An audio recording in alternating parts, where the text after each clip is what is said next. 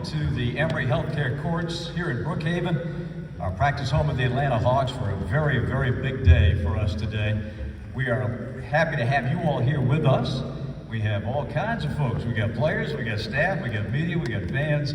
It's a great gathering here for a very special occasion. We'd also like to welcome those of you who are watching on Valley Sports South and Valley Sports Southeast and listening on our Hawks flagship radio station, 92.9 The Game in Atlanta. My name is Bob Rathman, and it is my pleasure to introduce to you these two gentlemen. We'll begin with the general manager of the Atlanta Hawks, Landry Fields.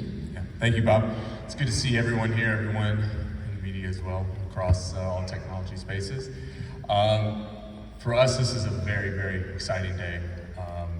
Everything that we've spoken about from the front office, the vision of being a championship caliber franchise, the values of character and unity and placing strong emphasis on development, that doesn't just happen overnight. It starts with the group that's in there right now, but for us, it's all about looking for partners that can help us get us to where we need to go and do it in a way that's authentic and true to Atlanta when it comes down to it. And so for us, getting to know Quin, getting to know his family, and welcoming them to Atlanta is something that's huge for us, and it's absolutely huge for this franchise. And I couldn't be more proud than to sit up here and say that we've got a hell of a coach, and we're very excited about bringing him in and helping us lead this group going forward. So appreciate you. Thank you, Quin. Thank you. And I get the pleasure of introducing the 15th full-time head coach of the Atlanta Hawks, Quin Snyder. We first got to know one another when he was the point guard at Duke for Mike Krzyzewski, taking the Blue Devils to 3 out of 4 Final Fours during his run there in Durham. And I was looking back today, Quin, the first game that I called for you was at Cameron Indoor Stadium your junior year against Clemson. And you only won that one by about 40. You had a great game. You had a great game. But Quin has been successful at all levels of basketball, whether it's the collegiate level, in the G League, of course in the NBA. His run at Utah, he won as many games as any coach except for the late great Jerry Sloan. He had outstanding teams that were disciplined at both ends of the floor, a coaching genius. And it's a pleasure to introduce to you a guy who was with us as an assistant coach in the 13-14 season, and we welcome him back to Atlanta. I can't be happier to introduce my friend and the new head coach of the Hawks, Quin Snyder. Thank you.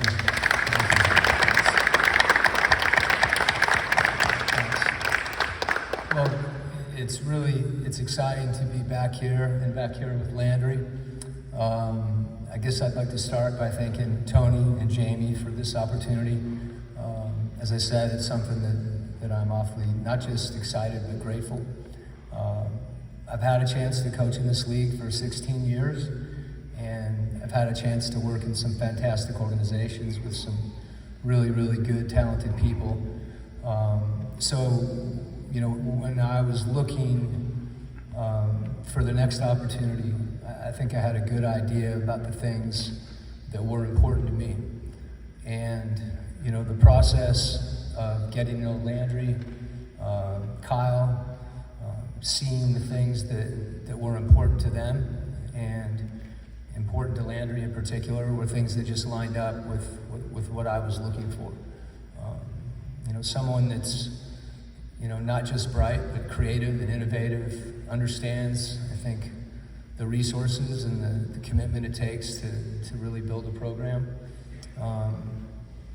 And as much as anything, just the character that's here in the front office was something that I really wanted to find that type of partnership. And I know, that's why this situation, I think is such a good fit for me personally. So it's not often where you find, a level of idealism that's also met with kind of a practical reality, and I think that's, the situation that I've been fortunate enough to come into. The players we had a chance to meet this morning, I'm really, and even more so after our meeting, but it's a group that I'm really excited to coach across the board. I think it's a group that, one of the topics that Landry and I talked about was development, and to the extent that we can develop both the players and the group collectively at the same time. It's always a challenge, but those challenges are often the most rewarding and the best opportunities. So My wife's excited. She spent some time here in Atlanta when she was younger, and obviously the last time we were here. So really looking forward to being a part of this community as well. I'm familiar with it. I'll get a lot more familiar with it, but this city is a city that we're looking forward to living in and moving sometime. I got pulled away from my family for a little bit.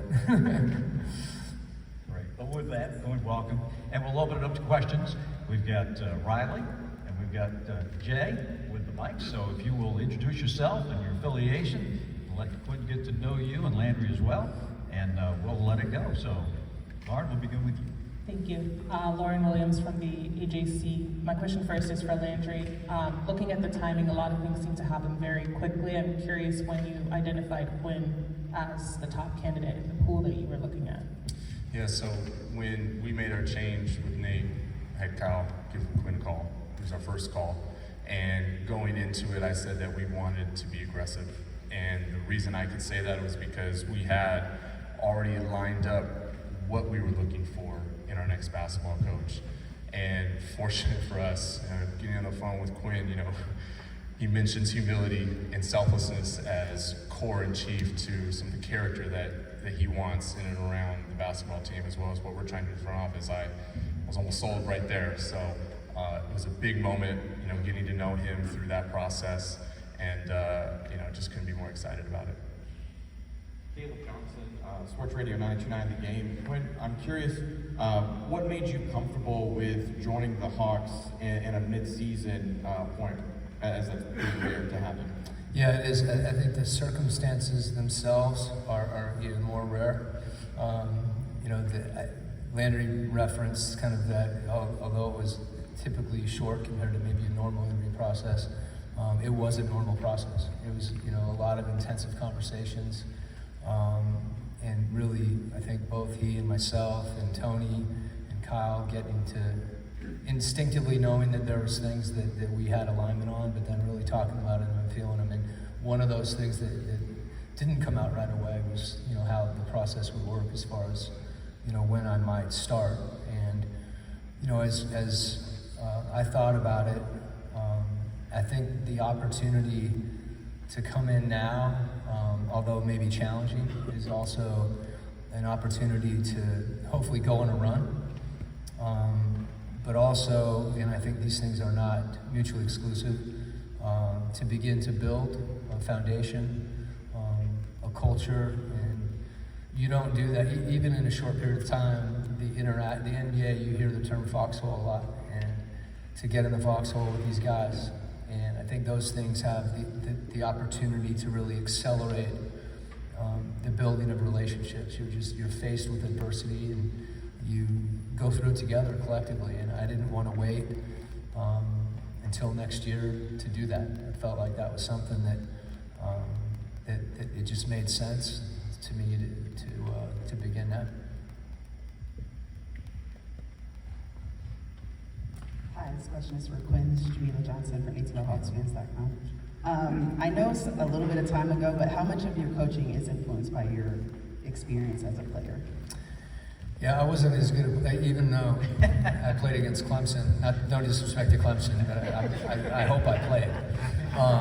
Compared to, one of the things that was neat with this guy and Kyle is they were NBA players, and I think any level you play at, there's certain things that you take from it.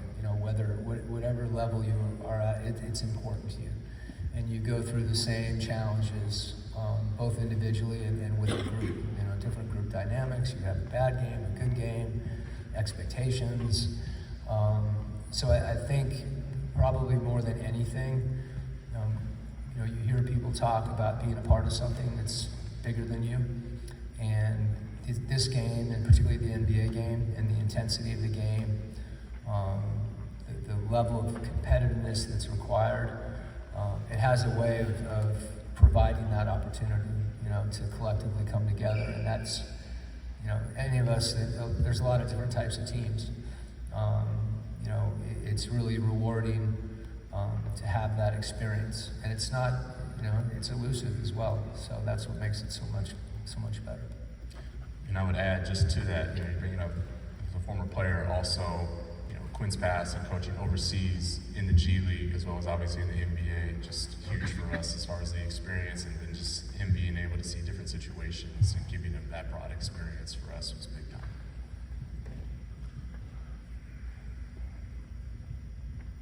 Welcome to Atlanta, Coach Quin. My name is Terrell Thomas, these every times. I wanted to know, with you having such great leadership skills and a high level of coaching, this team is very young roster, and very top heavy with our 2 stars in DeJounte Murray and Trae Young. Were you able to identify some things from afar before you took the opportunity in ways in which you'll help them grow on and off the court? The interesting thing, we met this morning, and one of the things I told the group, and I think it's true, generally, but I think even more so right now, is that I have an opportunity to learn from them as well, and I'm going to need our staff's help, the players' help. So youth can be deceiving. We've got some guys that you can tell already that they want to get better, and that to me is one of the most gratifying things about this job, is the chance to to see players improve individually and also help them feel the opportunity to have the whole team be even greater than the sum of the parts. And again, that, as I said before, that's not always easy, but I think it's something that we're all focused on, even in this short period of time. You can figure that out even in one meeting. Hey Quin, Zach Klein, Channel 2 here in Atlanta. Good seeing you again. Welcome back. Landry mentioned you were clearly far and away the number 1 choice. What was the number 1 thing you had to be sold on in order to take the job now? Well, Landry referenced, the word humility and selflessness, and there's certain values for all coaches, and really in any organization, that you identify and identify with. And I felt like the number of conversations, the transparency in the conversations, I had a chance during the course of this year to think about those things a lot. There are things that are sometimes more difficult to define. And as you get to know people, the innovation, the creativity, the intelligence, and more than anything, just a strong vision for what it means to build something that that takes your sweat equity. So that the combination of all those things, I guess it's hard to identify one.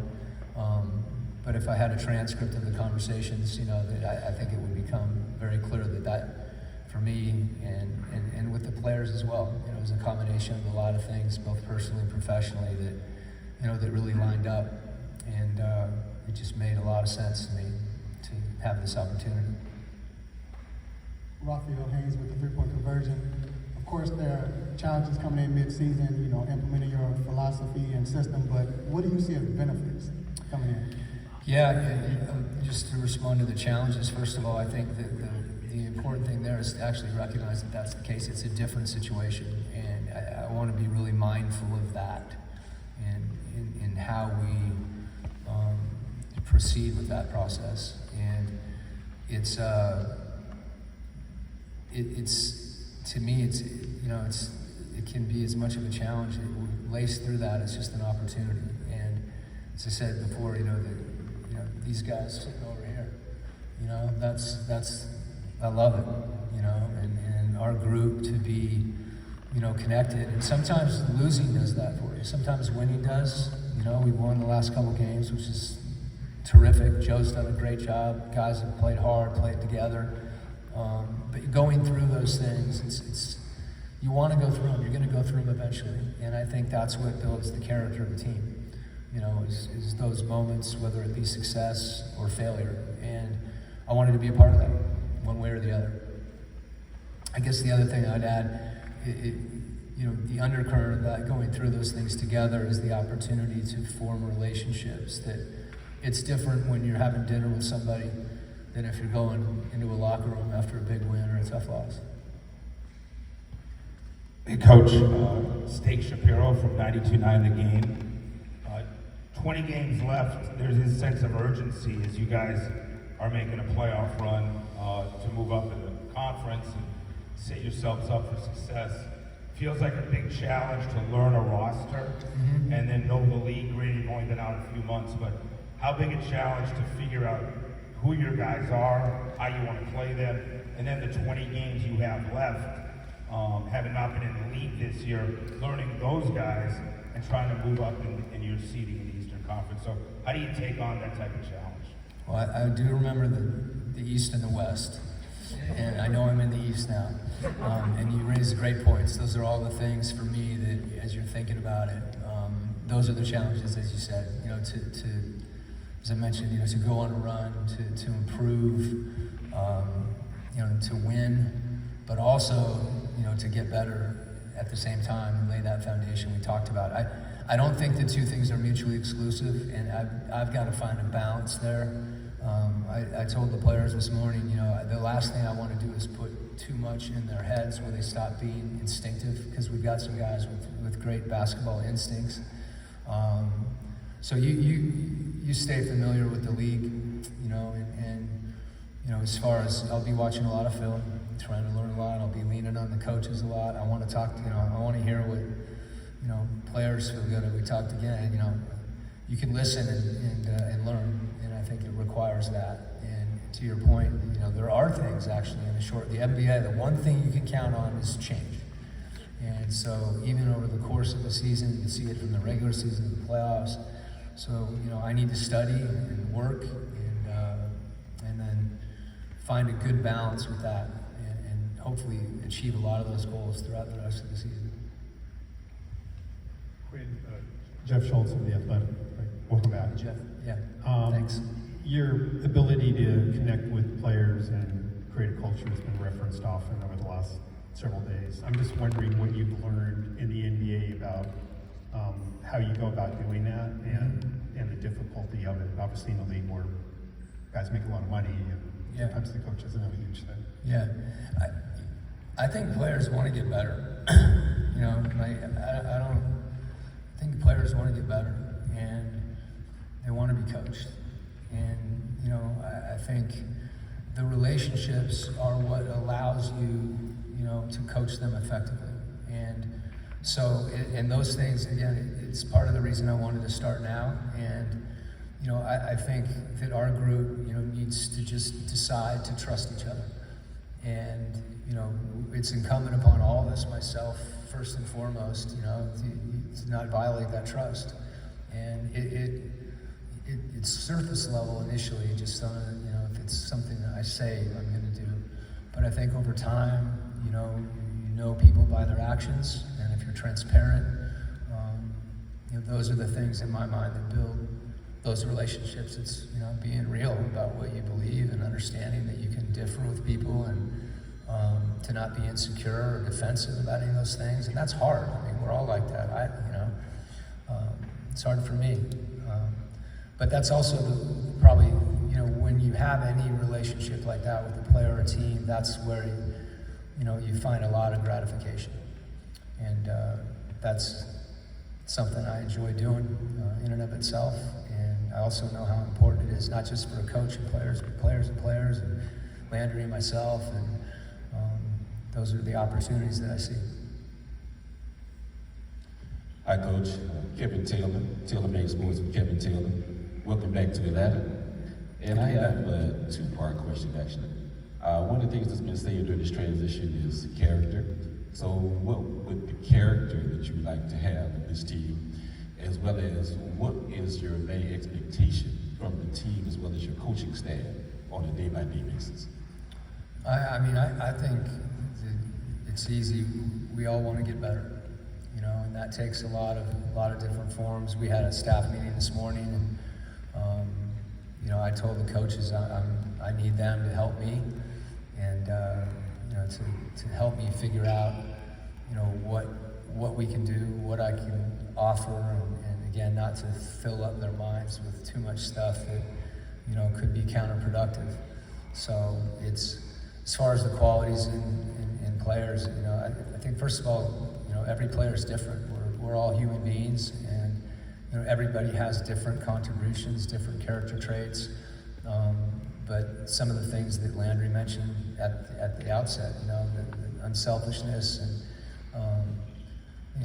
respect, the competitiveness, you know, with the team and to compete together, and for the right things that help the group. So,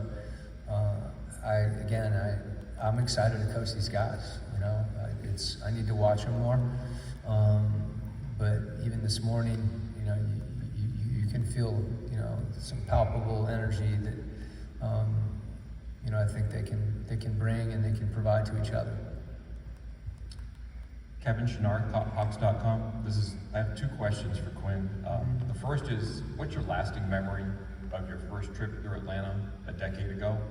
And second, Landry noted that Kyle made the first call. How would you characterize your relationship with Kyle over the years?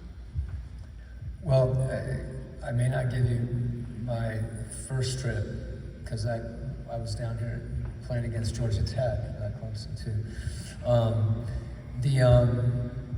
You know, to talk with Kyle and I have had a you know, a very close relationship ever since I was here. So I had a bad hip, which has since been replaced. I have two of them been replaced now, and Kyle can't be blamed for that because he didn't miss a lot.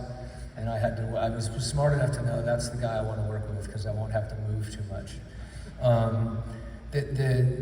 You know, I think this is a unique city, you know, and even though we lived here for a short period of time, it was a place that we really enjoyed it here. And, you know, circumstances, you know, caused us to, you know, to go to Utah.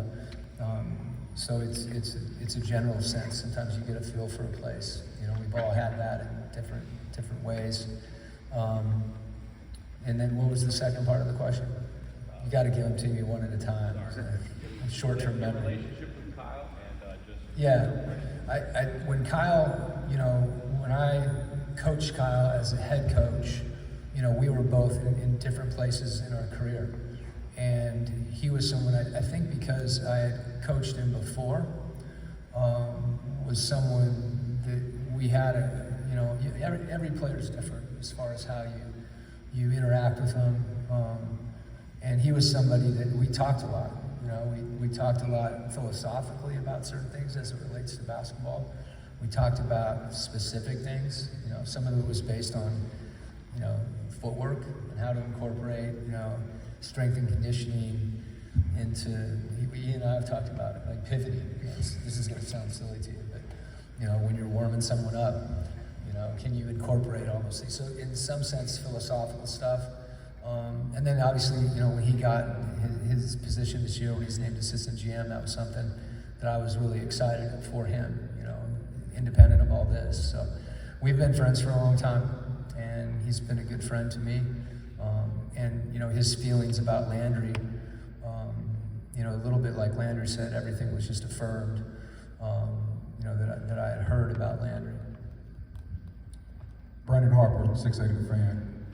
Coach, usually when coaches take some time off, you know, for whatever reason, they have time to reflect, things they've done right, things they've done wrong, previous location. Yeah. During your time off, have you really had time to think about some of the things that you did right, some of the things you did wrong at your own location, and what changes would you make now that you're the head coach of the Hawks? Well, the primary thing that I really wanted to accomplish this year was to spend time with my family. And not that I'd done that wrong, but this job, you're not able to do it as much. And I felt like, you know, I wasn't ready to retire, and that might not be a while, and I wanted to do that now. So that was, you know, that wasn't all I did in the off season, but when I was driving 40 minutes on a commute to school, I had a lot of time to reflect. As far as the right and the wrong, you know, those things are always nuanced, you know, and I think, yeah, you know, you probably think more about what you did wrong. And I wouldn't even, you know, there's different types of right and wrongs. Things you may do this a little differently. I think that's the thing that's unique about any situation, is that the challenges and opportunities are, you know, specific to those situations. So, you know, a team is different. You know, how do you play differently? You know, how do you prepare differently? So a lot of things that I could get pretty granular on too from a basketball standpoint. But the reflection, as much as anything, was also kind of a forward-looking to what opportunity out there could be rewarding. The way that as I mentioned before, I was really fortunate to work with good people and great organizations, and you start to understand what that looks like as well, and you want more of it. You want it again. Charles Odom with the Associated Press. Welcome back to Atlanta. My question is to Landry. This is obviously, if you had waited until the end of the season, there might be other opportunities that he could have considered. Did that at all factor into the timing of your decision to make a move now? No, as I stated before, this is something that, as far as us making a move that we did, been thinking about for some time. And, going into it, we had two separate things going on. It's just like, where's the state of our team right now, and how can we best serve them and set us up for the end of the season success following the All-Star break? And then how are we going to position ourselves organizationally beyond this year? And it's something where, kind of looking at the broad spectrum of, who that could be, there's only so many that would have been available, and that doesn't even necessitate that Quin was going to take over, mid-season. So it wasn't a huge factor for us. I knew that first and foremost we need to address our ball club, and that's what we did. Any other questions? Hey, Coach. Last time you were here, I think there's 5 NBA head coaches that are part of that staff. Yeah. Can you talk about, first of all, how does that happen? That you have 5 different guys in the short amount of time, and what do you remember about that group in terms of just the camaraderie and how much you stay in touch with? Pretty remarkable story when you think about it. Yeah, it is. And I didn't know that was the number. I knew there was a lot of people that have gone on to have success. Even though it's a short period of time, I think one of the neat things about being here is the opportunity to learn from people. Taylor Jenkins is in Memphis now. He was on my staff in the D League, so Bud and I get to argue about, I don't have a tree. Kenny's someone that I keep in touch with, but not as frequently maybe, but there's those relationships kind of, time is less relevant. You kind of pick up where you were. Darvin, is a close friend that I've known for a long time. And when I look back on it, we were all trying to kind of figure out how we could help Bud and help the team. And it's gratifying, and it's fun to see, guys have success. Coaches, you're in the national anthem, and you look down there and you see somebody and you feel good about it. You feel good for them, and I think that's part of working together. I think there's an understanding of, the job can be hard at times, and those are guys that you root for. You want to beat them, but you root for them. Great. Well, thank you, Quin. Thank you, Landry. We will end this formal part, and of course make these gentlemen available for one-on-ones. Garen and John and Billy will help you do that. But once again, Quin, welcome back. Can't wait. Awesome.